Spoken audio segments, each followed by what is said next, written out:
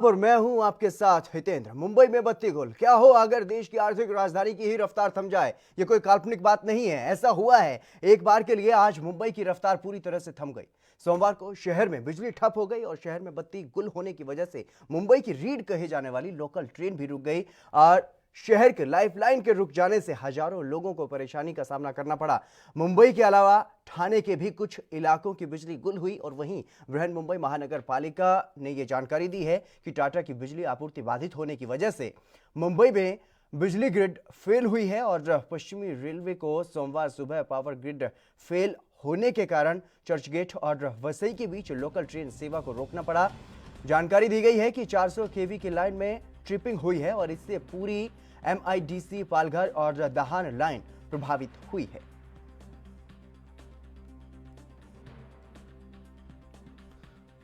मुंबई में आज बिजली गुल हुई और कई घंटों से बिजली गुल है। हालांकि कई जगहों पर अगर बात की जाए तो कुछ इलाकों में बिजली जो है वो बहाल भी कर दी गई है बिजली सेवा, लेकिन अभी भी कई इलाके ऐसे हैं जहां पर अभी तक बिजली नहीं गई है। अधिकतर इलाके ऐसे ही हैं जहां पर अभी भी बिजली गुल है, अभी तक बिजली की आपूर्ति वहां पर नहीं पहुंच पा रही है। और जो लोकल ट्रेन में सफर करने वाले यात्री हैं, क्योंकि ऐसा माना जाता है कि लाइफलाइन है लोकल ट्रेन मुंबई में और वो पूरी तरह से ठप है, इसलिए यात्रियों को परेशानियों का सामना करना पड़ रहा है।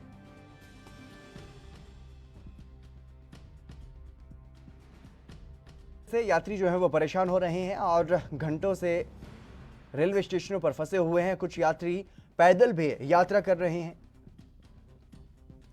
लेकिन पूरी मुंबई में बिजली ठप होने की वजह से अब विपक्ष ने भी सरकार पर सवाल उठाने शुरू कर दिए हैं और सरकार से स्पष्टीकरण बीजेपी की तरफ से मांगा गया है कि सरकार को इस पूरे मामले में स्पष्टीकरण देना चाहिए। और इसके अलावा यह भी आरोप लगाया गया है कि आज तो पूरी मुंबई की ही बिजली जो है वो गुल हुई है, लेकिन ऐसा अमूमन होता रहता है कि बिजली में कट लगते रहते हैं और इस पर अब स्पष्टीकरण सरकार से मांगा जा रहा है। लेकिन एक बार के लिए पूरी मुंबई की जो बिजली ठप हुई उससे काफी परेशानियों का सामना स्थानीय लोगों को करना पड़ रहा है। और अगर बात की जाए अलग अलग जगहों की तो ये भी कहा जा रहा है कि जनरेटर के लिए तेल की व्यवस्था कर लें कंपनियां। अलग अलग अस्पतालों में इस तरीके के आदेश निर्देश जो हैं वो दिए जा रहे हैं और जिस तरीके से अब बिजली ये गुल हुई है इसको लेकर के अब मामला गरमा रहा है। मुंबई में घंटों तक बिजली गुल रहने का यह मामला सामने आ रहा है। पूरी मुंबई में बिजली गुल और आर्थिक राजधानी की रफ्तार थम सी गई है। देश की आर्थिक राजधानी मुंबई को माना जाता है और मुंबई समेत अगर बात की जाए तो ठाणे के भी कुछ इलाकों की बिजली गुल हुई है। और वहीं बृहन मुंबई महानगर पालिका ने इस बारे में जानकारी दी है कि टाटा की बिजली आपूर्ति बाधित होने के कारण मुंबई में बिजली ग्रिड फेल हुई है, जिसकी वजह से इन परेशानियों का सामना आम लोगों को वहां पर करना पड़ रहा है। मुंबई के लोगों को खासी मुश्किलों का सामना करना पड़ रहा है। जिस तरीके से बिजली जो है वो गुल हुई है, कुछ लोग रास्ते में ही फंस गए हैं जो लोकल ट्रेन से सफ़र कर रहे थे। ऐसे में बिजली की सप्लाई पूरी तरह से ठप होने की वजह से रेल यातायात भी पूरी तरह से प्रभावित है। और मुंबई में लाइफलाइन कहा जाता है जो लोकल ट्रेन है, वहाँ की रीढ़ उसे माना जाता है मुंबई की, और ऐसे में वो रुक गई है। इससे काफ़ी नुकसान लोगों को उठाना पड़ रहा है, काफ़ी मुश्किलों का सामना आम लोगों को वहां पर करना पड़ रहा है।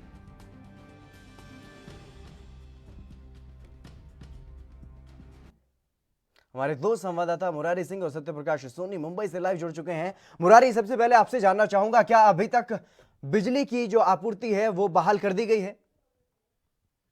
देखिए, अभी तक बिजली पूरी तरह से बहाल नहीं हो पाई है, जिसे लेकर के महाराष्ट्र के मुख्यमंत्री उद्धव ठाकरे ने ऊर्जा मंत्री नितिन राउत से बात की। साथ ही बृहन मुंबई महानगर पालिका के जो कमिश्नर है इकबाल चहल सिंह, उनसे भी मुख्यमंत्री ने बातचीत करते हुए मंत्रालय के सचिव को भी इस मामले में निर्देश दिए गए हैं कि तत्काल प्रभाव से बिजली के ऊपर ध्यान दिया जाए, उसे जिस तरीके से दिक्कतें हो रही है उसे जल्द से जल्द सुधारा जाए। खास करके अस्पतालों के ऊपर विशेष रूप से ध्यान दिए जा रहे हैं, क्योंकि काफी ऐसे कोविड सेंटर है जहां कोरोना संक्रमित पेशेंट है, जहां वेंटिलेटर पे काफी लोग हैं। अगर मुंबई के सरकारी अस्पतालों की बात करें तो बिजली गुल होने से वहां भी काफी खराब स्थिति हो चुकी है और यही वजह है कि मुख्यमंत्री ने तत्काल इस मामले में ऊर्जा मंत्री नितिन राउत से संपर्क किए हैं। जी सत्यप्रकाश, क्या कुछ वजह बताई जा रही है किस वजह से ये बिजली ठप हुई है पूरी मुंबई की?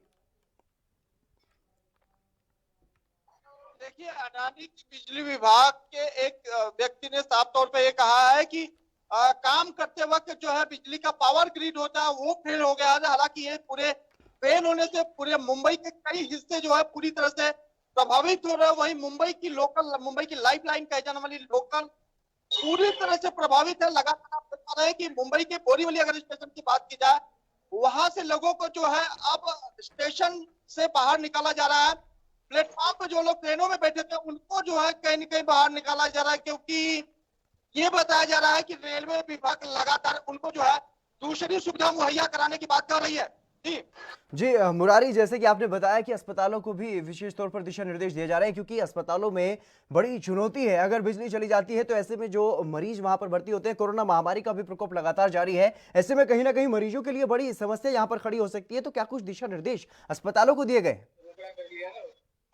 जी जितेंद्र, बिल्कुल सही कहना है और यही वजह था कि महाराष्ट्र के मुख्यमंत्री उद्धव ठाकरे ने तत्काल इस मामले में ऊर्जा मंत्री नितिन राउत से बात की है और साथ ही बृहन मुंबई महानगर पालिका के जो कमिश्नर है इकबाल चहल, उनके साथ में उन्होंने बात किया और उन्होंने कहा कि तत्काल प्रभाव में सबसे पहले रेलवे सेवा को बहाल करो। जो रेलवे ट्रेन में लोग फंसे हुए हैं उन्हें किसी तरीके से सुरक्षित ठिकानों पर पहुंचाओ, साथ ही जितने अस्पताल है वहां पर जनरेटर और इन्वेटर के जरिए किसी भी तरीके से मदद पहुंचाइए। तो मुख्यमंत्री कहीं न कहीं बिजली गुल पर काफी गंभीर है और यही वजह है कि उन्होंने इस मामले में तमाम लोगों से बातचीत की है। हालांकि बिजली कब तक आएगी इसका स्पष्टीकरण अभी तक किसी की तरफ से नहीं दिया गया, चाहे बिजली विभाग हो या फिर महाराष्ट्र सरकार हो। लेकिन जिस तरीके से बिजली गुल हुई है, देश की आर्थिक राजधानी पूरी तरह से पटरी से उतर चुकी है और समय रहते अगर बिजली नहीं पहुंचती है तो कई ऐसे घटनाएं भी अस्पतालों की तरफ से देखने और सुनने के लिए मिल सकती है। जी बिल्कुल सत्य प्रकाश, जिस तरीके से अस्पतालों में कहीं ना कहीं एक चिंता का विषय बना हुआ है बिजली के जाने से, तो इसके अलावा और क्या कुछ लोगों को परेशानियों का सामना वहां पर करना पड़ रहा है? मुंबई में पूरे महाराष्ट्र में कोरोना काल चल रहा है। ऐसे में तमाम जो कोरोना पेशेंट है वो अलग अलग हॉस्पिटलों में मुंबई के भर्ती है। ऐसे में सभी हॉस्पिटलों में जो सुविधा नहीं होती है, लेकिन जहाँ पर जनरेटर नहीं है, तमाम जो पेशेंट है उनको या तो एडमिट किया जाता है या तो फिर ऑक्सीजन पर रखा जाता है या तो वेंटिलेटर पर रखा जाता है। लेकिन बिजली गुल होने से तमाम जो मरीज है वो कहीं न कहीं प्रभावित हो रहा है। हालांकि डॉक्टर लगातार ये कोशिश कर रहा है कि जो वेंटिलेटर पर रखे हैं उनको औपचारिक करके सुविधा, इस तरह की मुंबई में कोई औपचारिक सुविधा नहीं होती है। उसको चलते मरीज के परिवार वाले तमाम तरह की गुहार लगा रहे हैं कि किस तरह से उनके मरीज की देखरेख की जाए। वहीं मुंबई के जो कल कारखाने हैं, क्योंकि आर्थिक राजधानी मुंबई है, यहाँ में इस तरह की बिजली जाना अमूमन होता नहीं है। लेकिन जिस तरह से अडानी बिजली विभाग द्वारा ये कहा गया है कि सुबह 10 बजे से लेकर शाम 6 बजे तक पूरी तरह से बिजली खुली रहेगी, ऐसे में जाहिर तौर पर महाराष्ट्र की आर्थिक स्थिति भी बनाने की बात कही जा रही है। लेकिन जिस तरह से उद्धव सरकार में ऊर्जा मंत्री नितिन राउत ने साफ तौर पर इस पूरे मामले की जांच के लिए आदेश दिया है, वो कहीं कहीं चौंकाने वाला है। लेकिन अब इस पूरे मामले में क्या सरकार कुछ अहम कदम उठाती है वो देखने वाली बात होगी। जी बिल्कुल मुरारी, जिस तरीके से पहले शुरुआत में ये कहा जा रहा था कि 1 घंटे में सिस्टम को सही कर दिया जाएगा, बिजली की बहाली कर दी जाएगी, लेकिन करीब करीब 2 घंटे से ज्यादा का वक्त हो चुका है, अभी तक बिजली की सप्लाई नहीं की गई। जी जितेंद्र, बिल्कुल सही कहना है। अडानी एंड कंपनी ग्रुप की तरफ से सोशल मीडिया पर जो एक लेटर वायरल हुआ है उसमें 10 बजे से 4 बजे तक का समय बताया गया है, जिसे लेकर लोगों की और भी बेचैनी बढ़ गई है। अगर मुंबई से सटे ठाणे की बात करें तो कलवा, मुमरा, दीवा, डोंबिवली, ठाकुरली, कल्याण, अंबरनाथ, विट्ठलवाड़ी, ये जो इलाके हैं स्लम इलाके हैं और यहाँ पर छोटे मोटे बहुत ऐसे फैक्ट्री और कारखाने हैं जो पूरी तरह से बंद है और कई ऐसे सरकारी अस्पताल है जहाँ पहले ही बिजली को लेकर के काफी अव्यवस्था रहती थी। बिजली होने के बावजूद भी अस्पतालों में पंखे और काफी दिक्कतें होती थी। अब ऐसे में बिजली इन इलाकों में जो गुल हुई है वो सबसे ज्यादा प्रभावित कर रही है। अगर मुंबई से सटे काशी, मीरा या फिर पालघर डिस्ट्रिक्ट की बात करें, वसई, विरार, नाला सोपारा, तो इन इलाकों में भी बिजली गुल होने से काफी स्थिति खराब हो गई है। समय रहते अगर इस मामले में गंभीरता नहीं लिया गया और तत्काल बिजली आपूर्ति को बहाल नहीं किया गया तो स्थिति खराब हो सकती है। जी हितेंद्र। जी सत्य प्रकाश, जिस तरीके से लगातार वहां पर जो हालात बने हुए हैं, आप नजर बनाए रखिएगा, आपसे जानकारी लेते रहेंगे। फिलहाल बहुत बहुत शुक्रिया आपका हमारे साथ जुड़ने के लिए। लेकिन मुरारी सिंह हमारे साथ लगातार जुड़े हुए हैं। मुरारी, फिलहाल इस बारे में क्या कुछ जानकारी है? क्योंकि लगातार जिस तरीके से बिजली ठप हो रही है और इससे पहले भी ये आरोप लगाया गया है भारतीय जनता पार्टी के नेता की तरफ से कि पहले भी बिजली के कट जो है वो लगते रहे हैं। इस पूरे मामले पर महाराष्ट्र सरकार को स्पष्टीकरण देना चाहिए। हुई लगभग 1 घंटे का वक्त गुजरा, उसके बाद विपक्ष मानो की पूरी तरह से आक्रामक हो गई है। और खास करके बीजेपी की बात करें तो महाराष्ट्र सरकार से इस मामले में स्पष्टीकरण मांग रहे हैं, जबकि महाराष्ट्र के मुख्यमंत्री ठाकरे ने इस मामले में गंभीरता लेते हुए ऊर्जा मंत्री नितिन राउत से इस मामले में संपर्क साधा है। सूत्र बता रहे हैं कि नितिन राउत इस मामले में जिम्मेदार जो अधिकारी कर्मचारी थे उनसे उन्होंने हालात का जायजा लिया है। साथ ही बृहन मुंबई महानगर पालिका के साथ मिलकर बिजली आपूर्ति पर तत्काल प्रभाव से मदद पहुंचाने की बात कही है। लेकिन विपक्ष जो है इस मौके को साथ छोड़ना नहीं चाहता और यही वजह है कि महाराष्ट्र सरकार को बिजली गुल पर जो है बीजेपी के नेता घेर रहे हैं। जी, लेकिन जिस तरीके से जो लोकल ट्रेन में सफर करने वाले लोग हैं उनके लिए भी कहीं ना कहीं यहाँ पर बड़ी मुश्किल खड़ी हो गई है, वो भी बीच में ही फंस गए हैं। जी, जो लोग विरार, वसई, नाला सोपारा इन इलाकों से मुंबई की तरफ आ रहे थे या मुंबई की तरफ पहुंचे थे, उन लोगों के लिए काफी मुसीबत हो गया है। क्योंकि काफी ऐसे लोग हैं क्योंकि जो लोकल ट्रेन चलाई जा रही है वो जरूरतमंदों के लिए, खास करके डॉक्टर, वकील, पुलिस कर्मचारी, बीएमसी के डॉक्टर, तो कई ऐसे डॉक्टर, नर्स हैं जो भी रास्ते में फंसे हुए हैं, वो अस्पताल नहीं पहुंच पाए हैं। कई ऐसे लोग हैं जो ब्लड सैंपल लेने के लिए या ब्लड लेने के लिए अंधेरी से दादर की तरफ गए हुए हैं, तो वो लोग जो है ट्रेन रुकने की वजह से वो लोग फंसे हुए हैं। बहरहाल जो रेलवे प्रशासन है वो जनरेटर के जरिए कुछ रेलवे की जो लोकल ट्रेन है उन्हें एक स्टेशन से दूसरे स्टेशन तक भेजने की कोशिश कर रही है।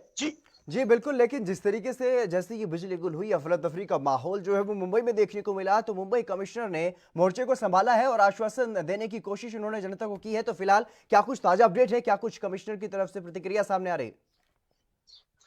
देखिए, हितेंद्र, मुंबई पुलिस के जो कमिश्नर है उन्होंने अभी तक इस मामले में कोई बयान नहीं दिया है। लेकिन बृहन मुंबई महानगर पालिका के जो कमिश्नर इकबाल सिंह चहल हैं, उन्होंने इस मामले में गंभीरता लेकर के मुंबई के जो सबसे बड़े बड़े अस्पताल हैं, सायन की बात करें, जेजे की बात करें, वाडिया, नायर, एम्स जो हॉस्पिटल है, इन हॉस्पिटलों को तत्काल प्रभाव से जनरेटर और प्राइवेट जनरेटरों की व्यवस्था की गई है। वहीं अगर प्राइवेट अस्पतालों की बात करें, जो मुंबई, उत्तर मुंबई, नॉर्थ मुंबई बड़े बड़े हॉस्पिटल है, उन हॉस्पिटलों में भी जनरेटर, इन्वर्टर के जरिए मदद पहुंचाई जा रही है। लेकिन समय रहते अगर इस मामले में बिजली सुधार नहीं हुआ तो हालात खराब हो सकते हैं, क्योंकि जनरेटर से उतनी ही ऊर्जा, उतनी कैपेसिटी होती है, उतने ही वाट को लाइट की आपूर्ति हो सकती है। लेकिन जिस तरीके से कोरोना संक्रमण के मरीज है, कई ऐसे अस्पताल हैं जो पूरी तरह से भरे हुए हैं, बेड वहां पर नहीं है, ऑक्सीजन की मशीनें नहीं है, ऐसे में बिजली गुल होना अस्पताल के लिए दोहरी मार साबित हो रही है। जी बिल्कुल, जिस तरीके से आपने बताया कि जो लोकल ट्रेन में सफर करने वाले लोग हैं वो भी बीच में फंसे हुए हैं, और जो अस्पतालों में लोग हैं उनके लिए भी, जो वहां पर बीमार लोग हैं उनके लिए कहीं ना कहीं यहाँ पर बड़ी समस्या जो है वो खड़ी हो सकती है। लेकिन इसके अलावा और क्या कुछ परेशानियों का सामना मुंबई में लोगों को करना पड़ रहा है?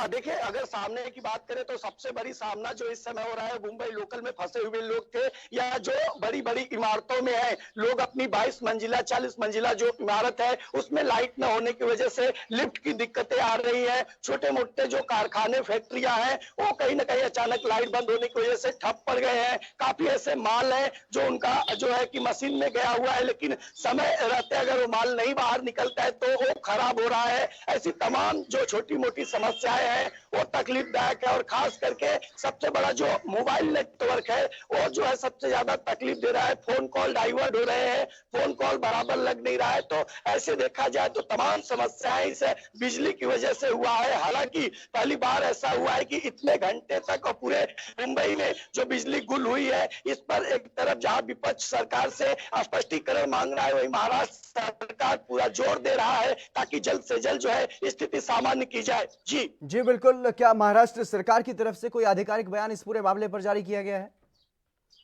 देखिए इतने महाराष्ट्र सरकार की तरफ से कोई गाइडलाइन या फिर उनकी तरफ से कोई स्टेटमेंट नहीं दिया गया है, लेकिन सूत्र बता रहे हैं कि इस मामले में ऊर्जा मंत्री जो नितिन राउत है वो तमाम जिम्मेदार अधिकारियों के साथ में बातचीत कर रहे हैं, तमाम उन टेक्निकल जो लोग हैं उनसे संपर्क कर रहे हैं कि कितना जल्दी जो है कि बिजली बहाल की जा सकती है, क्योंकि रेलवे से लेकर के अस्पताल से लेकर आम जनजीवन भी काफी हद तक प्रभावित हो रहा है। जी बिल्कुल, तमाम जानकारी देने के लिए बहुत बहुत शुक्रिया। तो मुंबई में आज बत्ती गुल है और अभी तक मुंबई में जो लाइट की बहाली है वो नहीं हो सकी है। फिलहाल रुकेंगे एक छोटे से ब्रेक के लिए, जल्द हाजिर होंगे।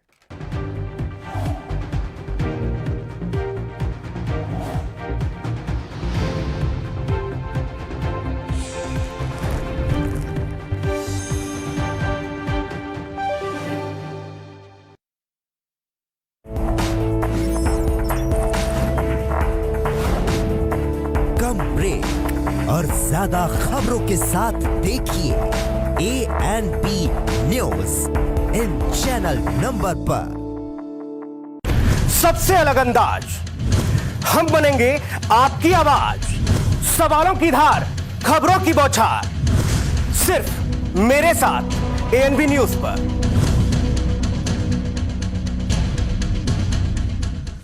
क्या आप दुबले पतले कमजोर हैं? आपकी सेहत नहीं बनती, भूख कम लगती है, वजन नहीं बढ़ता? दरअसल मेन बात खाना पीना खाना नहीं है, मेन बात है खाया पिया लगना। और अगर खाया पिया लगेगा ही नहीं तो सेहत बनेगी कैसे? इसलिए हमारी संस्था सन्यासी आयुर्वेदा ने एक ऐसी दवा बनाई है जो कि आपके पाचन तंत्र को, आपके लीवर सिस्टम को ठीक करने का काम करती है, ताकि आप जो भी खाएं उसका पूरे का पूरा निचोड़ आपके शरीर को लगे, आपकी भूख बढ़े, खाया पिया सही से लगे, नया खून बने, हड्डियों में जान आए, वजन बढ़े, ताकत बढ़े, चेहरे पर नूर आए और आप मोटे तगड़े खूबसूरत पर्सनैलिटी के मालिक बन जाएं। यह दवा पूरी तरह से आयुर्वेदिक होती है। इसका शरीर पर कोई भी साइड इफेक्ट, कोई भी नुकसान या दुष्प्रभाव नहीं होता। लड़के लड़कियां दोनों इसका इस्तेमाल कर सकते हैं और पहले 15 दिन के अंदर ही आपको इसका असर महसूस हो जाएगा। सिर्फ 650 रुपए की पूरे 1 महीने की दवा होती है और आप इसे घर बैठे 011 45 45 45 45 पर फोन करके दवा मंगवा सकते हैं।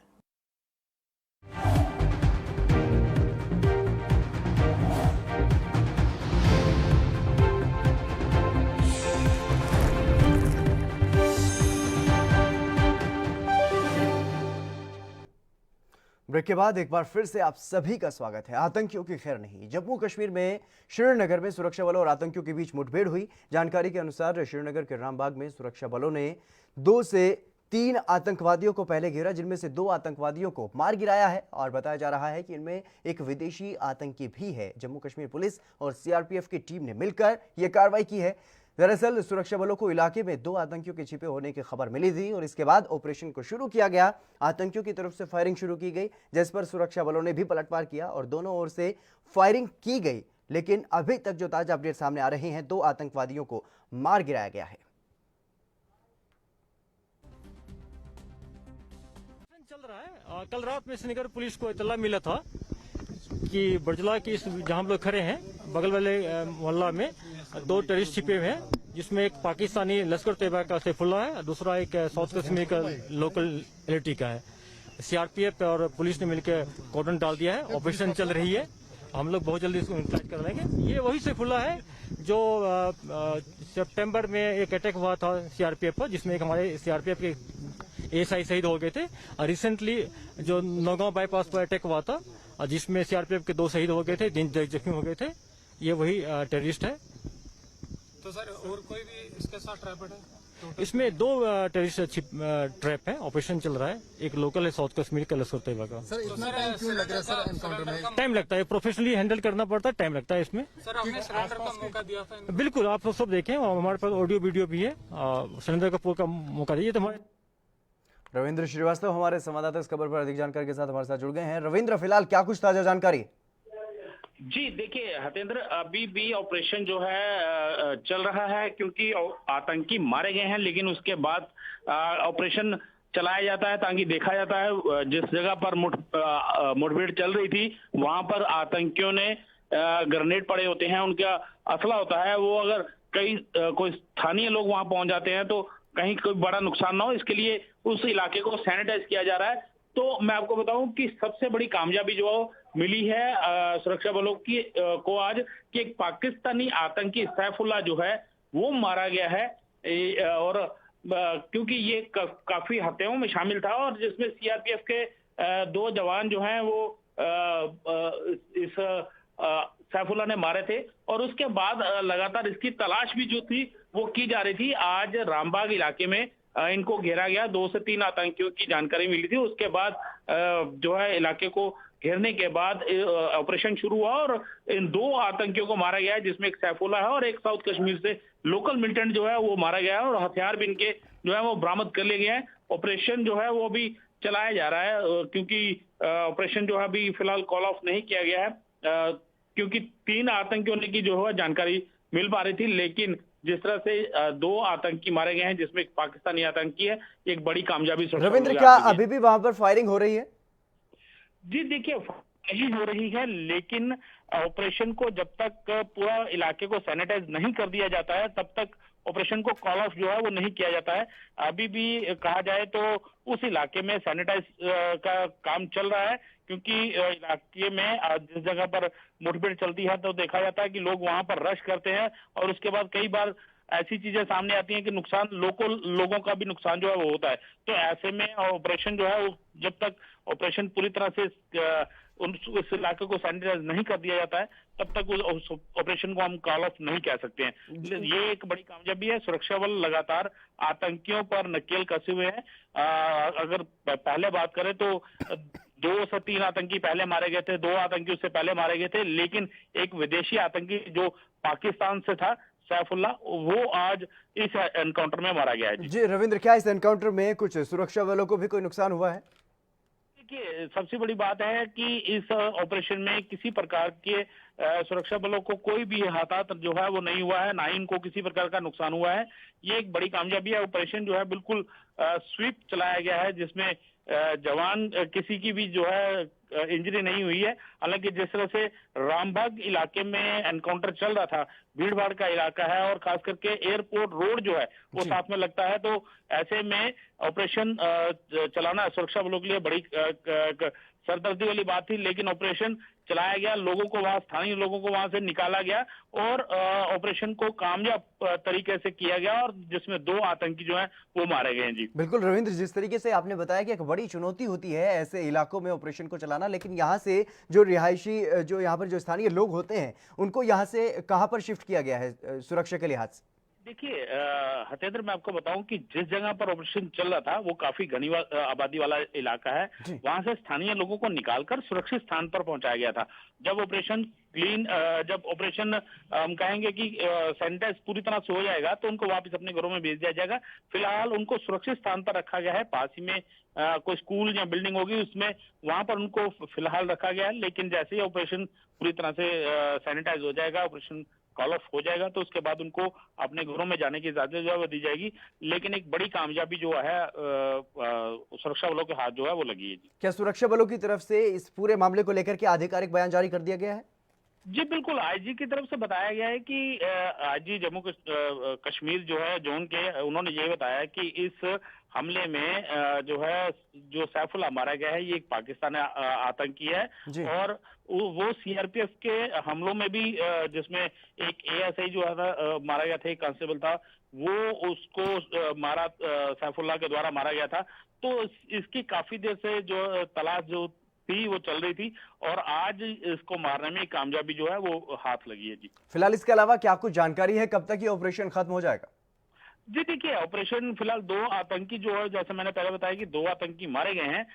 ऑपरेशन थोड़े ही देर में अगर कहें तो आधे पौने घंटे तक ऑपरेशन जो है वो क्लीन हो जाएगा, उसको उस इलाके को सैनिटाइज कर दिया जाएगा और ऑपरेशन को हम कहेंगे कि ये अब खत्म जो है ऑपरेशन खत्म हो चुका है, क्योंकि आतंकियों की डेड बॉडीज वहां से मिल जाएंगी और जो हथियार है वैसे पहले तो सुरक्षा बलों ने हाथ में ले लिए हैं, लेकिन कई चीजें ऐसी होती हैं कि हैंड ग्रेनेड आतंकियों द्वारा पिन निकालने के बाद इधर उधर फेंक दिए जाते हैं ताकि फट जाएं और नुकसान ज्यादा हो, क्योंकि कई बार देखने में ऐसा है कि इनकाउंटर स्थल पर जो है लोग पहुंचते हैं और काफी ज्यादा नुकसान होता है। उसको देखते हुए सुरक्षा बल जो है ऐसा एहतियात बरतते हैं ताकि किसी प्रकार का लोकल जानी नुकसान जो है वो ना हो। जी कितने घंटे तक ये एनकाउंटर चला है रविंद्र?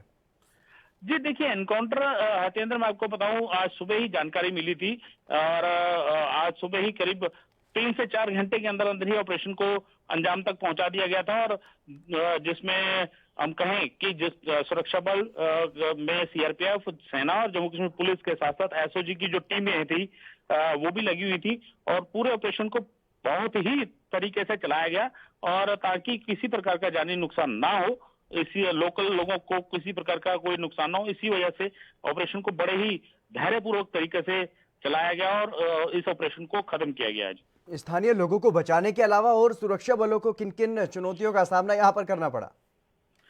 जी देखिए, चुनौतियों की बात करें तो चुनौतियां सुरक्षा बलों के लिए काफी रहती हैं, क्योंकि ऐसे इलाके में जब ऑपरेशन होता है तो सबसे बड़ी चुनौती जो है वो यही रहती है कि आम जन जो है इस एनकाउंटर की जद में ना आ जाए। देखा जाता है कि कई बार एनकाउंटर की जद में जो है कुछ स्थानीय आ जाते हैं, जिससे काफी ज्यादा परेशानी का सबब बन जाता है। बाद में जो लोकल लोग हैं उनके लिए भी परेशानी होती है। तो ऐसे में पहले एनकाउंटर वाली जगह को जो है सुरक्षा बल पूरी तरह से अपने कब्जे में लेते हैं, फिर वहां से स्थानीय लोगों को बाहर निकाल कर और एनकाउंटर को पूरे तरीके से शुरू किया जाता है और आतंकियों को उनके अंजाम तक जो है वो पहुंचाया जाता है।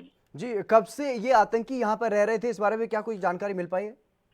जी देखिए, आतंकियों की इनपुट्स मिली थी क्योंकि आतंकी लगातार ठिकाने बदलते रहते हैं और ऐसी ही एक इनपुट जो है वो कल मिली थी सुरक्षा बलों को कि इस इलाके में 2 से 3 आतंकी हैं। हालांकि सैफुल्लाह के बारे में जानकारी नहीं थी कि सैफुल्लाह भी इस एनकाउंटर में है, लेकिन जब एनकाउंटर शुरू हुआ पहले सरेंडर करने की बात की गई, लेकिन आतंकियों की तरफ से जब फायरिंग की गई तो उसका मुंह तोड़ जवाब दिया गया, उसकी जवाबी कार्रवाई हुई और जवाबी कार्रवाई में सैफुल्लाह जो है वो मारा गया। उसके साथ साउथ कश्मीर से एक लोकल मिलिटेंट जो था वो भी साथ में था, वो भी इस एनकाउंटर में ढेर हुआ है। जी रविंद्र, तमाम जानकारी देने के लिए बहुत बहुत शुक्रिया आपका। तो लगातार घाटी में आतंकियों का सफाया जो है वो जारी है और सर्च ऑपरेशन अभी भी यहां पर जारी है। फिलहाल रुकेंगे एक छोटे से ब्रेक के लिए, जल्द हाजिर होंगे।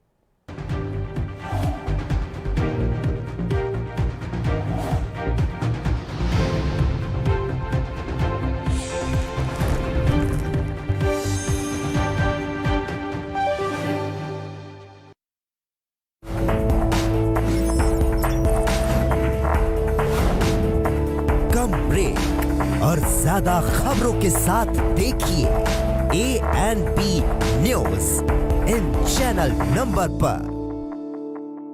सबसे अलग अंदाज, हम बनेंगे आपकी आवाज, सवालों की धार, खबरों की बौछार, सिर्फ मेरे साथ ANP न्यूज पर।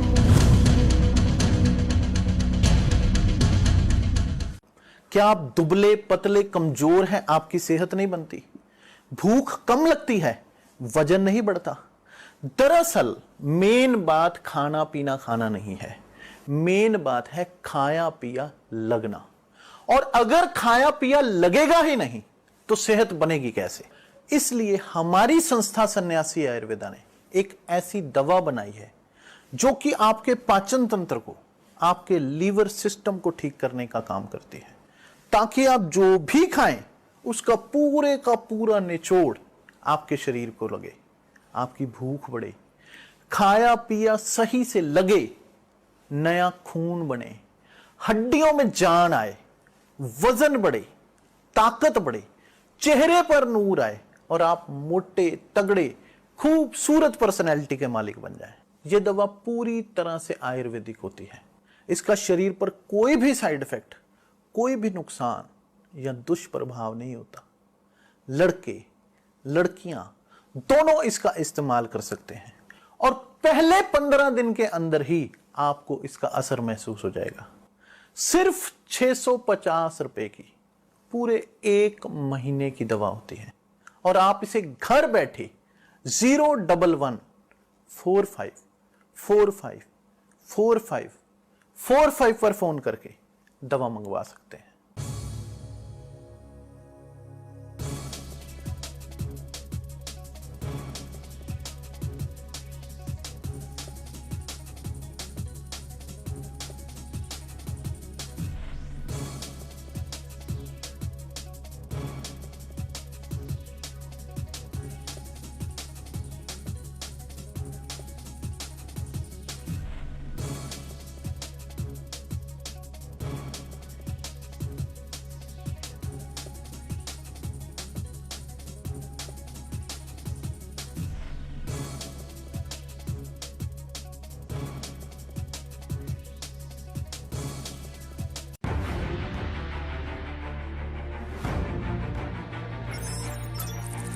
खबर चाहे सियासत की हो या सरकार की, खबर चाहे भ्रष्टाचार की हो या गुनहगार की, दिन भर में क्या रहा देश जगत का हाल, किस मुद्दे ने बनाई किसकी सरकार, रखते हैं हम सब पर नजर, पहुंचाते हैं हम हर खबर। हम हैं ANB न्यूज।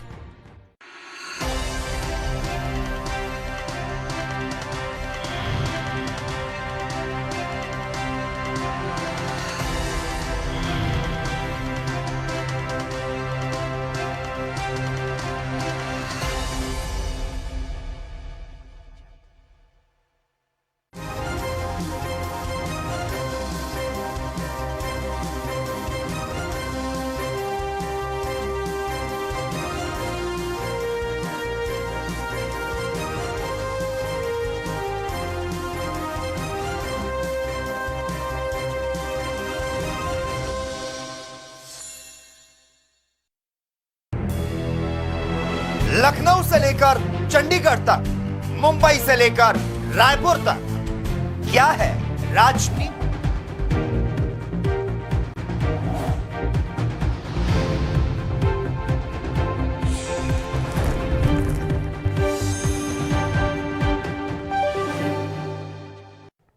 ब्रेक के बाद एक बार फिर से आप सभी का स्वागत है। कब तक चलेगी वार्ता? भारत और चीन के बीच लद्दाख सीमा पर तनाव लगातार पिछले कई महीनों से जारी है। इस तनाव को देखते हुए अंतर्राष्ट्रीय स्तर पर भारत को कई देशों का समर्थन भी मिल चुका है। अमेरिका समेत कई देश चीन को सख्त चेतावनी इस मामले पर दे चुके हैं। दोनों देशों की सेनाएं सीमा पर तैनात हैं और दोनों देशों की सेनाएं आमने सामने हैं। इस बीच लंबे वक्त के बाद एक बार फिर से दोनों देशों के सैन्य अधिकारी एक ही टेबल पर हैं और बातचीत सेनाओं को पीछे हटाने पर ही हो रही है।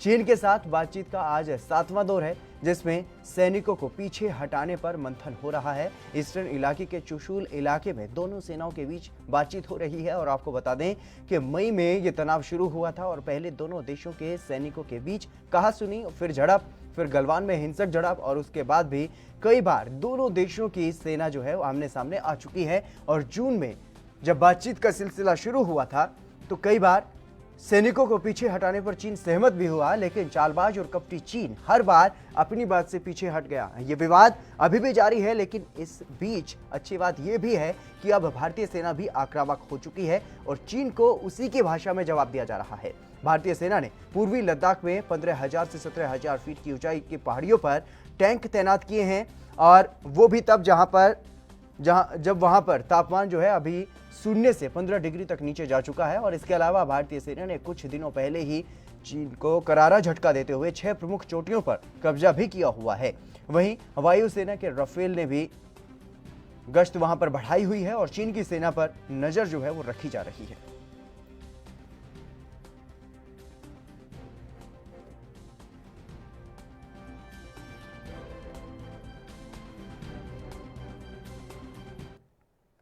अनिल गौड़, रक्षा विशेषज्ञ, इस मामले पर अधिक बातचीत करने के लिए हमारे साथ जुड़ गए हैं। अनिल जी, आपका स्वागत है एनबी न्यूज पर। नमस्कार जी, जय हिंद। अनिल जी, आपसे मैं ये जानना चाहता हूं, क्योंकि जिस तरीके से लगातार बातचीत कर रहे हैं हम चीन के साथ, तो क्या ये ऐसे ही बातचीत चलती रहेगी या फिर बातचीत से कोई समाधान निकलने की उम्मीद है आपको? देखिए, जो ये बातचीत चल रही है मिलिट्री कमांडर्स के बीच के अंदर, जी, इसके से कोई हल निकलने का कोई संभाव दिखता नहीं है, क्योंकि चाइना ने एक बहुत क्लियर कर दिया है जी, कि वो 1959 की जो चिट्ठी उनके माओ से तंग ने नेहरू जी को लिखी थी, हमारे प्राइम मिनिस्टर को, जी, वो जो लाइन है वो उन्होंने कहा कि जी हम वो लाइन मानते हैं। अभी उसके बाद में जितने भी एग्रीमेंट हुए इनके, जी, वो सब एग्रीमेंट्स उन्होंने नल एंड वॉइड कर दिए हैं, उनसे मुंह फेर लिया है और वो कहते हैं कि हम उसको मानते ही नहीं। दूसरा, जो इनके डिप्टी फॉरेन मिनिस्टर ने बयान दिया जी, कि हम लद्दाख को जो यूनियन टेरिटरी नहीं मानते क्योंकि ये जो है एक अनकॉन्स्टिट्यूशनल, एक इलीगल वे से उसको एक टेरिटरी बना दिया है, इसको हम नहीं मानते। जी, तो जब ये आप दोनों चीजें अपने उसके आंखों में सामने रखते हैं, तो ये जो चाइना ने किया, ये सारी समझ आ जाती है बात। जी, चाइना का मेन लक्ष्य यह है कि यहां से, लद्दाख से, ये किसी तरीके से गिलगित बल्तिस्तान के साथ जुड़ जाए। जी, शक्सम वैली जो है ऑलरेडी पाकिस्तान ने इसको सीड कर दिया हुआ है। अब रह गया इलाका ये जो दौलताबाग ओल्डी और जो हमारा जो इलाका है काराकोरम पास वगैरह का, उसके बीच का इलाका जो लद्दाख का है, जी, वो किसी तरीके से चाहते हैं कि हम इसके बीच में से निकल के और हम वहां जुड़ जाएं। ऊपर से ये दिखाना चाहते हैं दुनिया को कि देखिए जी, हम तो कोई किसी जगह, हम तो किसी देश के ऊपर आक्रमण नहीं करते, हम बहुत सीधे साधे लोग हैं, ना कोई हमारा में कोई एग्रेशन की है, जो कुछ कर रहा है हिंदुस्तान नहीं कर रहा है, हम तो अपने इलाके में बैठे हैं। लेकिन अनिल जी, अब तो पूरा विश्व जो है वो इस चालबाज चीन की चाल को समझ चुका है और लगातार भारत को इस पूरे मामले पर समर्थन भी मिलता हुआ कहीं ना कहीं दिखाई दे रहा है। जो वैश्विक शक्तियां हैं वो कहीं ना कहीं चीन के खिलाफ होती हुई दिखाई दे रही हैं। देखिए, मैंने कहा ना, चीन अपने तरफ से ये दर्शाना चाह रहा है, पर दुनिया को अब पता लग गया है कि चीन है क्या, चीन की असलियत क्या है। जी, देखिए, इतने सालों से चीन जो है अपने आप को इकोनॉमिकली तगड़ा करता रहा। जी, जब वो इकोनॉमिक सुपर पावर बन गया, उसने अपना उसी हिसाब से मिलिट्री सुपर पावर बनने के लिए अपना जीडीपी जो है, अपने वही पैसा जो ये वेस्टर्न मुल्कों से कमा रहे थे, जी, वो लगाना शुरू कर दिया। टेक्नोलॉजी चोरी की, जी, रिवर्स इंजीनियरिंग की, और करके उसने आज वो एक अपने आप को एक बड़ा एक मिलिट्री पावर भी कहता है। और ये जो मिलिट्री पावर है उसने साउथ चाइना सी में दिखा दिया कि आप देखिए, चाइना का 22 जो उसके नेबर्स हैं, जी, उनके साथ विवाद चल रहा है जमीन का। साउथ चाइना सी में अब वो कहता है जी ये मेरा इलाका है। बिल्कुल। वियतनाम है, जापान है, ताइवान है, साउथ कोरिया है, ये सब जो है इनके, इंडोनेशिया वगैरह, इनके ये कहते हैं इनके कुछ नहीं है, यहाँ पे सिर्फ मेरा ही है। हिंदुस्तान के साथ में इसका जो है वो क्लियर हो गया कि इनका बेसिक ये है कि तिब्बत जो है, Tibet is the palm of the hand and 5 fingers are projecting out. एक फिंगर जो आप ले लीजिए म्यांमार से लेकर ये लद्दाख के इलाके तक जी। और ये चाहते हैं कि अपना जो इनका चाइना पाकिस्तान इकोनॉमिक कॉरिडोर है और जो one belt one road initiative है जी, उसके ऊपर पूरा का पूरा ये इलाका जो है ये चाइना के कंट्रोल में हो, हिंदुस्तान कहीं पे बीच में ना हो, उसके बीच में टांग अड़ाने के लिए या उनको रोकने के लिए। और ये जो इलाका है यहां से पूरा, जैसे तिब्बत को उन्होंने लिया उसी हिसाब से लद्दाख का एरिया, वहां से शक्सगम वैली ऑलरेडी है और ये सीधा गिलगित बल्तिस्तान पहुंच गए। और आपको पता है कि गिलगित बल्तिस्तान जो है पाकिस्तान ऑलरेडी तैयार है कि उसके अंदर उसने बसाए हुए हैं चाइना के लोग, नियरली उसके अंदर एक डिवीजन जो है चाइना का वहां पे ऑलरेडी है। कहता वो है कि ये चाइना पाकिस्तान इकोनॉमिक कॉरिडोर को बचाने के लिए है, पर वो नहीं है, ये उसी के लिए है कि एक तरफ से वहां पे से प्रेशर बनाए और दूसरा कल को जिस हिसाब से उसने लद्दाख रीजन के अंदर आके बसा है उसी हिसाब से ये गिलगित बल्तिस्तान से भी हो जाए, ताकि ये जो गोदावरी पोर्ट से लेकर काशगाम और जो आपकी जो रोड है इनकी, ये काराकोरम हाईवे जो बनाई है इन्होंने तिब्बत से जिंगजियांग प्रोविंस तक, ये सारा का सारा इलाका चाइना के पास हो। और ये इन्होंने जो बार बार इनके बयान आते हैं ये सब इसके अंदर है। और जीपिंग जो है उसने अब जो अपने एक उसको एक ख्वाब है कि वो माओ से भी ज्यादा जो है वो पावरफुल बने और उसको सारे चाइना बाद में माने उसके जाने के बाद कि यह सबसे बड़ा लीडर था। और वो सबसे बड़ी कमजोरी है चीन की, मैं कहूंगा, क्योंकि अब जो है चीन को यह पता लग गया कि हिंदुस्तान जो है वो ये जगह, अब जैसे 62 में हुआ या उसके बाद में हुआ, 93 में भी, पहले भी हुआ कि चाइना आ जाता था, वो हमारे को आके यहाँ दबाता था, हम अपने जो भी हम स्ट्रक्चर्स बनाते थे फौज वगैरह के लिए वो हम तोड़ देते थे। पर अब वो नहीं है, अब हम आगे हैं इधर, और अब जो है एक हिंदुस्तान जो है एक आक्रामक तरीके में है। बिल्कुल बिल्कुल, जो 6 प्रमुख चोटियां हैं उन पर अब कब्जा कर लिया है भारतीय सेना ने, और लगातार जिस तरीके से राफेल से भी निगरानी रखी जा रही है, भारतीय वायु सेना लगातार आक्रामक रुख अपनाए हुए है, और जमीन पर भी अगर बात की जाए तो 6 प्रमुख चोटियों पर कब्जा करने की बात भारतीय सेना की तरफ से आई थी पिछले कुछ दिनों पहले। तो यहाँ पर कहीं ना कहीं ये कहा जा सकता है कि अब चीन को चीन की भाषा में ही जवाब दिए जाने की कोशिश भारत की तरफ से भी की जा रही है। बिल्कुल, देखिए 29-30 अगस्त की रात को जिस हिसाब से हमारे जो सैनिक हैं उन्होंने ये जो ब्लैक टॉप और मोल्डोव के जी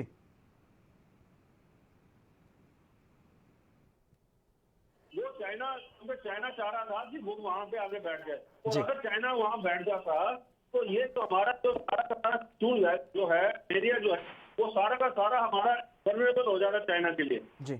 पर अब जो है अब ये ऐसा नहीं है। एक हमने जो कदम उठाए हैं, सोशल ऐप जो है इनके जो सारे उनको बैन कर दिया। दूसरा, अब जो कदम उठाने चाहिए हमें वो ये है कि हम जो ताइवान के साथ हमें जो है अपने डिप्लोमेटिक रिलेशन बनाने चाहिए जी। दुनिया के अंदर, यूनाइटेड नेशंस के अंदर तिब्बत का जिस हिसाब से चाइना ने कब्जा किया हुआ है, इलीगल ऑक्यूपेशन किए, वो उठाना चाहिए। उसी हिसाब से जो इनके जो उग्र मुस्लिम्स हैं जी, उनके खिलाफ जो कार्रवाई चल रही है, जिसके अंदर इन्होंने 10 लाख से ज्यादा मुस्लिम जो में बंद कर दिया है, और 3000 से ज्यादा उन्होंने मस्जिदें तोड़ दी है। वहां ना नमाज पढ़ने की इजाजत है, ना अपने मजहब करने की इजाजत है। वो हमें सारा का सारा वर्ल्ड बॉडी के अंदर लाना चाहिए चाइना के खिलाफ। और जी सबसे बड़ी चीज जो ये है कि जितने उनके यहाँ पे हैं स्टूडेंट्स हैं, चाहे उनके दूसरे बिजनेसमैन वगैरह, उनके ऊपर कड़ी नजर रखनी चाहिए, क्योंकि जितने के भी लोग हैं वो सारे के सारे उनके चाइना जो है पीपल्स लिबरेशन आर्मी के साथ कनेक्टेड होते हैं, और वो वहां सारी जो इंफॉर्मेशन देते हैं। ये अब अमेरिका ने भी जांच लिया, आपने देखा कि यूके ने सारे स्टूडेंट्स बैन कर दिए हैं उनके, कोई भी किसी स्टूडेंट को वो अलाउ नहीं कर रहे। इसी हिसाब से हिंदुस्तान को भी ना अपने स्टूडेंट्स वहां भेजने चाहिए और ना ही यहाँ वहां से स्टूडेंट्स आने देने चाहिए यहाँ पे। तो ये 4-5 बातें अगर हिंदुस्तान करेगा तो तब जाके चाइना जो है उसको ये समझ आ जाएगी कि अब उसने एक चीज ज्यादा जो हिंदुस्तान के साथ एक जाति जो की है, अब हिंदुस्तान उसको नहीं मानता और हिंदुस्तान उसको उसी की भाषा के अंदर जवाब देना जानता है। जी बिल्कुल अनिल गौड़ जी, तमाम बातचीत करने के लिए, तमाम जानकारी देने के लिए आपका बहुत बहुत शुक्रिया। तो लगातार जिस तरीके से जो तनावपूर्ण स्थिति बनी हुई है LAC पर, वो अभी भी जारी है, और उससे निपटने के लिए लगातार बातचीत का जो सिलसिला है वो भी जारी है। लेकिन बड़ा सवाल यहाँ पर यह है कि आखिरकार कब तक ये बातचीत का जो दौर है वो चलता रहेगा। चलिए बढ़ेंगे अगली खबर की तरफ। हाथरस गैंगरेप और मर्डर मामले की जांच करने बोलगढ़ी गांव पहुंच चुकी है CBI की टीम, और वहां पर अब जो जांच है वो शुरू कर दी गई है। और वहीं आज इस मामले की सुनवाई हाईकोर्ट में भी होनी है। लेकिन बड़ा सवाल यह है कि क्या हाथरस की बेटी को न्याय मिलेगा, और मिलेगा तो आखिर कब तक, क्योंकि जांच में देरी हो चुकी है। करीब 1 महीने का वक्त जो है वो बीत चुका है। 14 सितंबर को पुलिस में इस मामले की शिकायत दी गई थी, लेकिन पहले मामले को दबाने की कोशिश हुई।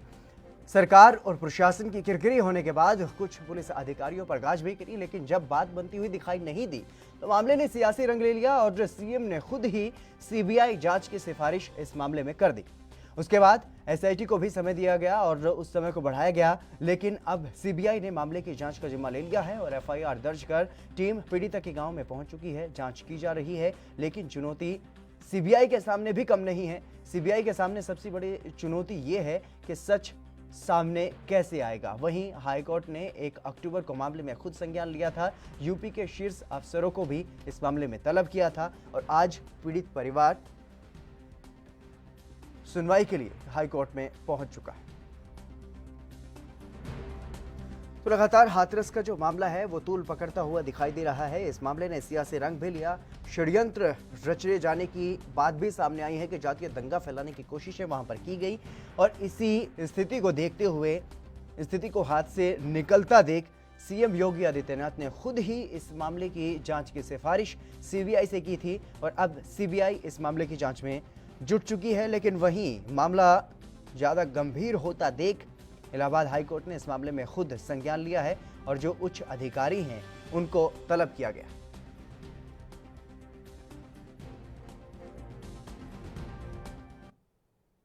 चलिए फिलहाल वक्त हो चला एक छोटे से ब्रेक का। ब्रेक के लिए रुकेंगे, लेकिन ब्रेक के बाद इस मामले पर अधिक आपको जानकारी देंगे, चर्चा करेंगे, अपने संवाददाता से ताजा अपडेट्स भी लेंगे।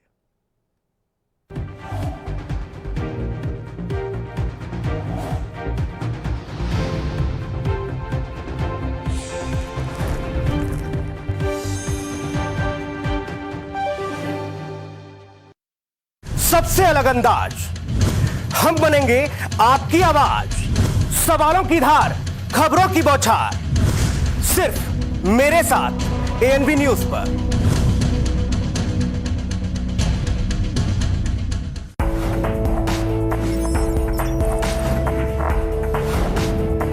कम ब्रेक और ज्यादा खबरों के साथ देखिए ANB news in channel number पर। क्या आप दुबले पतले कमजोर हैं, आपकी सेहत नहीं बनती, भूख कम लगती है, वजन नहीं बढ़ता? दरअसल मेन बात खाना पीना खाना नहीं है, मेन बात है खाया पिया लगना। और अगर खाया पिया लगेगा ही नहीं तो सेहत बनेगी कैसे? इसलिए हमारी संस्था सन्यासी आयुर्वेदा ने एक ऐसी दवा बनाई है जो कि आपके पाचन तंत्र को, आपके लीवर सिस्टम को ठीक करने का काम करती है, ताकि आप जो भी खाएं उसका पूरे का पूरा निचोड़ आपके शरीर को लगे, आपकी भूख बढ़े, खाया पिया सही से लगे, नया खून बने, हड्डियों में जान आए, वजन बढ़े, ताकत बढ़े, चेहरे पर नूर आए और आप मोटे तगड़े खूबसूरत पर्सनैलिटी के मालिक बन जाएं। यह दवा पूरी तरह से आयुर्वेदिक होती है। इसका शरीर पर कोई भी साइड इफेक्ट, कोई भी नुकसान या दुष्प्रभाव नहीं होता। लड़के लड़कियां दोनों इसका इस्तेमाल कर सकते हैं और पहले 15 दिन के अंदर ही आपको इसका असर महसूस हो जाएगा।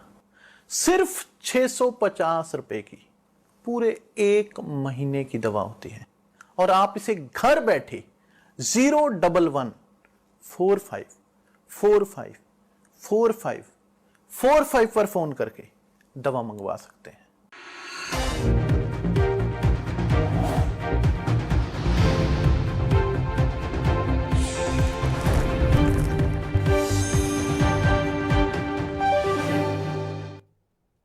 ब्रेक के बाद एक बार फिर से आप सभी का स्वागत है। अब बात करेंगे हाथरस केस में न्याय की आज की, क्योंकि जिस तरीके से लगातार यह मामला तूल पकड़ रहा है और इस मामले में हाईकोर्ट ने भी अब संज्ञान लिया है। पीड़ित परिवार जो है वो इलाहाबाद हाईकोर्ट के वहां पर अब पहुंच चुका है। पुनीत मोहन हमारे संवाददाता इस खबर पर अधिक जानकारी के साथ जुड़ चुके हैं। पुनीत, क्या कुछ जानकारी है? फिलहाल पीड़ित परिवार वहां पर पहुंच चुका है, सुनवाई कब तक इस मामले में शुरू हो जाएगी? देखिए हितेंद्र, पीड़ित परिवार जो उत्तराखंड निवास है वहां पर वो इस समय रुके हुए हैं, यानी कि उत्तराखंड गेस्ट हाउस में पूरी फोर्स के साथ में। सुरक्षा व्यवस्था पूरी तरीके से चाक चौबंद है। 2:30 बजे से सुनवाई शुरू होनी है और थोड़ी ही दूर पे यहाँ से उत्तराखंड गेस्ट हाउस है जहाँ से वो आएंगे। और हालांकि जो उनके आने का रास्ता है वहाँ पर मीडिया की एंट्री नहीं है, मीडिया को बाहर ही रोक दिया गया है और जो भी लोग अंदर जा रहे हैं उनके गेट पास वगैरह किए जा रहे हैं।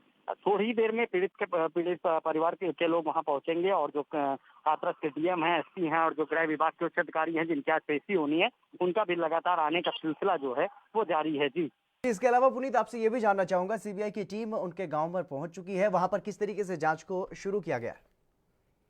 देखिए सीबीआई ने ये केस अपने हैंडओवर ले लिया है और सीधे तौर पे गाजियाबाद की जो सीबीआई की एंटी करप्शन यूनिट है उसकी जो डीसीपी हैं वो इस मामले की जांच कर रही है। उनकी पूरी टीम गांव में पहुंच चुकी है। सबसे पहले टीम घटनास्थल पर गई है और उस दिन घटना के समय जो लोग मौजूद थे उनसे मुलाकात करी। हालांकि अभी किसी के बयान नहीं दर्ज किए गए हैं, लेकिन मुआयना कर रही है घटनास्थल का सीबीआई। उसके साथ ही अब जो बयान दर्ज किए गए हैं, जो लोकल पुलिस की रिपोर्ट है उसको भी सीबीआई देखेगी और 14 तारीख को जो लड़की के भाई ने एफआईआर लिखाई थी उसे आधार बना करके अब सीबीआई आगे की जांच करेगी। जी और लगातार आप बने रहिएगा हमारे साथ, आज अपडेट आपसे लेते रहेंगे। इसी बीच हमारे साथ राजीव रंजन, वरिष्ठ पत्रकार हमारे साथ जुड़ गए हैं। राजीव जी, आपका स्वागत है एनबी न्यूज पर।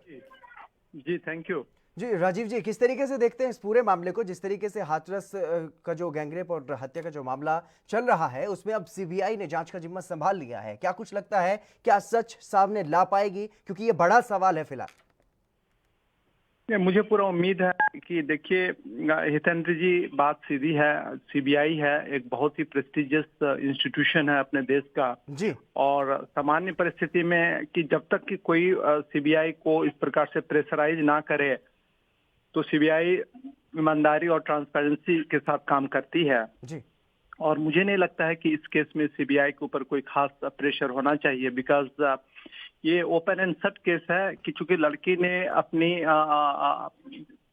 मतलब मृत्यु के पहले उसने स्टेटमेंट दे चुका है और उस बात में उसने बोला है कि उसके साथ इस प्रकार का जघन्य कार्य हुआ है, तो वो एविडेंस के रूप में मुझे लगता है कि वो एक्सेप्ट होगा।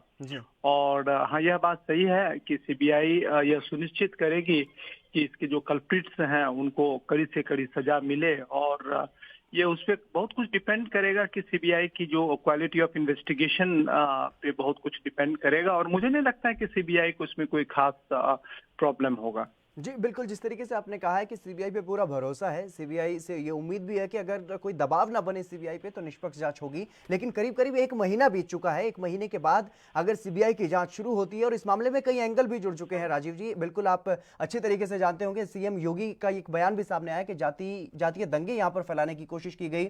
जो प्रतिबंधित संगठन है उनका भी यहाँ पर फंडिंग का मामला जो है वो सामने आया है, उसकी भी जांच सीबीआई करेगी। बिल्कुल, देखिए ये एक बहुत ही मल्टी डायमेंशनल इशू के रूप में जी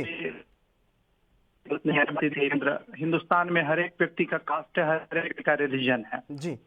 इसमें इस बात से ना तो आप डिनाई कर सकते ना हम कर सकते हैं, हिंदुस्तान में कोई नहीं कर सकता। हर एक व्यक्ति की यहाँ आइडेंटिटी है, हर एक व्यक्ति की कास्ट है। लड़की एक पर्टिकुलर कास्ट थी, जो उनके अभी एक्यूज्ड हैं वो दूसरे से जाते जी।